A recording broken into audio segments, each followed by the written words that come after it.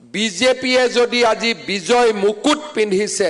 তাত কেৱল মাত্ৰ নৰ আৰু নাৰায়ণৰ আশীৰ্বাদ লুকাই আছে তাক মই অন্তৰৰ সৈতে বিশ্বাস কৰোঁ মই ভাৰতীয় জনতা পাৰ্টিৰ প্ৰত্যেকগৰাকী বিধায়ককে অনুৰোধ কৰিম আমি আমাৰ আদৰ্শত স্থিতপ্ৰজ্ঞ হৈ থাকিব লাগিব আমি আমাৰ এই 5 বছৰীয়া যাত্ৰা পথত আমাৰ সভ্যতা আৰু সংস্কৃতিক আমি সুৰক্ষিত কৰিবৰ বাবে আমি কাম কৰিব লাগিব সনাতন সভ্যতাৰ মহত্বপূৰ্ণ আদৰ্শক আমাৰ জীৱনৰ প্ৰেৰণাৰ স্ৰোত হিচাপে লৈ আমি অসমৰ জনতাক সুৰক্ষাৰ কবচ পিন্ধাব লাগিব অটল অবিচল আৰু অনিৰুদ্ধ গতিৰে আমি আমাৰ ৰাজ্যখনক আগুৱাই লৈ যাব লাগিব আজিৰ দিনটোত আমি পুনৰ এবাৰ সংকল্পবদ্ধ হ'ম যে ভাৰতীয় জনতা পাৰ্টিৰ মহান আদৰ্শৰে আমি দীক্ষিত হৈ ভাৰতীয় জনতা পাৰ্টিৰ মহান আদৰ্শক জনতাৰ মাজলৈ লৈ যোৱাৰ বিশাল অংগীকাৰেৰে আৰু অসমৰ জনতাক প্ৰতিটো ক্ষণ প্ৰতিটো পণ অসমৰ জনতাক সেৱা কৰাৰ দৃঢ় সংকল্পৰে আমি আমাৰ এই 5 বছৰৰ যাত্ৰা পথক আমি আগুৱাই লৈ যাম কোনোবাই ভাবিব পাৰে যে 100-2খন আসনে বিজেপিৰ সীমা মই অন্তৰৰ সৈতে বিশ্বাস কৰোঁ ভাৰতীয় জনতা পাৰ্টিয়ে নিজ আদৰ্শত অটল থাকি অসমৰ জনতাক সেৱা কৰি 2031 চনৰ নিৰ্বাচনত আমি ইয়াতকৈও বেছি আসন আমি পাব পাৰোঁ যদি আমি আমাৰ কৰ্তব্য পথত স্থিতপ্ৰজ্ঞ হৈ থাকিব পাৰোঁ প্ৰধানমন্ত্ৰী নৰেন্দ্ৰ মোদীৰ জীৱন আমাৰ বাবে এক প্ৰেৰণাৰ জীৱন প্ৰধানমন্ত্ৰী নৰেন্দ্ৰ মোদীৰ জীৱনে দেশৰ বাবে উৎসৰ্গিত জীৱনে আমাৰ প্ৰতিজনৰ প্ৰেৰণাৰ প্ৰতীক মই বিশ্বাস কৰোঁ প্ৰধানমন্ত্ৰী নৰেন্দ্ৰ মোদীৰ জীৱনৰ আদৰ্শৰে আমি সকলোৱে প্ৰেৰণা লাভ কৰিম গৃহমন্ত্ৰী অমিত শ্বাহৰ জীৱনৰ আদৰ্শ আৰু কৰ্তব্য নিষ্ঠাৰে আমি প্ৰেৰণা লৈ আমি আমাৰ কৰ্তব্য পথত আগবাঢ়িম মই পুনৰবাৰ ভাৰতীয় জনতা পাৰ্টিৰ প্ৰতিগৰাকী বিধায়কক অভিনন্দন জনাইছোঁ আৰু এই বিজয়ৰ আঁৰত যিসকল আচল যোদ্ধা ভাৰতীয় জনতা পাৰ্টিৰ প্ৰতিগৰাকী কাৰ্যকৰ্তাক মই শিৰ নত কৰি মই মোৰ কৃতজ্ঞতা জ্ঞাপন কৰিছোঁ অসমৰ ৰাইজ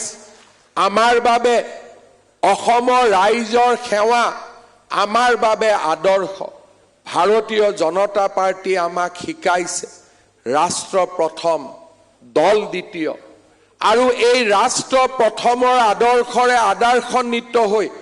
আমি অসমৰ জনতাক হিয়া উজাৰি সেৱা কৰিম আমি অসমৰ জনতাক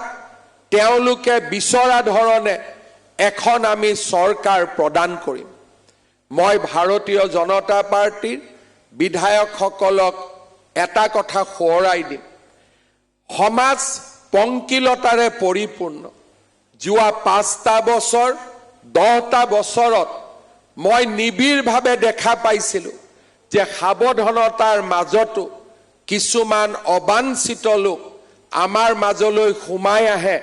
আৰু ভাৰতীয় জনতা পাৰ্টিৰ আদৰ্শ আৰু আমাৰ কৰ্তব্য নিষ্ঠাৰ প্ৰতি ৰাইজৰ মনত সন্দেহৰ সৃষ্টি কৰে চৰকাৰী কামৰ পৰা আৰম্ভ কৰি চৰকাৰী সেৱালৈকে আমাৰ আদৰ্শক বিৰোধিতা কৰা সেই চাম ব্যক্তিয়ে যিয়ে অসমৰ সুৰক্ষাৰ ওপৰত প্ৰশ্নবোধক চিন আনে তেনেকুৱা ব্যক্তিয়ে আমাৰ যাতে কাৰোৰে পৰা আশয় নাপায় তাৰ প্ৰতি আমি সাৱধান হৈ থাকিব লাগিব যোৱা 5টা বছৰ 10টা বছৰত এনে যিসকল অবাঞ্ছিত ব্যক্তিয়ে ক'ব নোৱাৰাকৈ আমাৰ মাজত প্ৰৱেশ কৰিছিলে তেওঁলোকক আমি আকৌ নিজৰ গন্তব্য স্থানলৈকে উভতাই পঠাব লাগিব কাৰণ আমি আদৰ্শৰ সৈতে বুজাবুজি নকৰো আমি পংকিলতাৰ সৈতে বুজাবুজি নকৰো আমাৰ বাবে ৰাষ্ট্ৰ প্ৰথম আমাৰ বাবে আমাৰ আদৰ্শ প্ৰথম অসমৰ সুৰক্ষাৰ প্ৰতি প্ৰত্যাহ্বান হ'ব পৰা কোনো ব্যক্তিকে আমাৰ ঘৰ আৰু আমাৰ মাজত স্থান নিদিও সেই সংকল্প আমি দৃঢ়তাৰে ল'ব লাগিব আজি উপস্থিত মই কাৰ্যকৰ্তা বন্ধুসকলক অনুৰোধ কৰিম কৰবাত যদি কেতিয়াবাকৈ কোনোবাই যদি গম পায় গম নাপায় এনে অবাঞ্ছিত ব্যক্তিসকলৰ লগত হলিগলি কৰে মই আপোনালোকক অনুৰোধ কৰিম মোক আপোনালোকে অৱগত কৰিব আৰু ৰাজ্যৰ মুখ্যমন্ত্ৰী হিচাপে মোৰ সমস্ত শক্তিৰে সেই ব্যক্তিসকলক উলিয়াই পঠিয়াবৰ বাবে মই সমস্ত মোৰ শক্তি মই প্ৰয়োগ কৰিম ই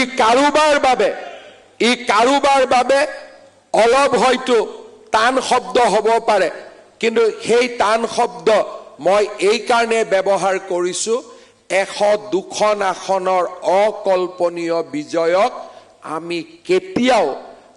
কেতিয়াও ৰাইজৰ মাজত দুখ আৰু হতাশালৈ পৰিৱৰ্তন হ'ব দিব নোৱাৰো কাৰণ মই পুনৰ কম এই 102খন আসন আমাৰ উপাৰ্জন নহয় এই 102খন আসন ভাৰতীয় জনতা পাৰ্টিৰ লাখ লাখ কাৰ্যকৰ্তাৰ সাধনাৰ ফল এই 102খন আসন আমাৰ আদৰ্শৰ প্ৰতিফলন আৰু এই 102খন আসন নেদেখাজনৰ আশীৰ্বাদৰ নিৰ্মালী ভগৱানৰ আশীৰ্বাদৰ নিৰ্মালীক আমি অত্যন্ত